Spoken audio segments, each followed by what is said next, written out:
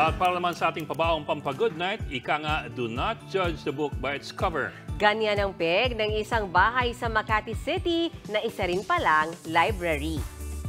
Hile-hilera ang libo-libong libro ng 72-year-old na si Hernando Guanlao o si Mang Nani. Reading Club 2000 ang tawag sa kanyang community library. Lain itong ma-inspire mga kabataan na magbasa sa panahong tiling mababa ang reading comprehension sa ating bansa. 2 dekada na raw ang community library. Mula sa 50 libro, dumami ito dahil sa mga donasyon. Itutuloy raw ni Mang Nani ang library hanggat may mga dumarayong gustong magbasa. Mga kapatid, Ed Lingaw po, maging maalam at may pakialam sa mga napapanahong balita sa ating bansa. Para sa mas malalimang pagtalakay at paghimay sa mga issue at headlines, tumutok lamang at mag-subscribe sa social media pages ng News 5.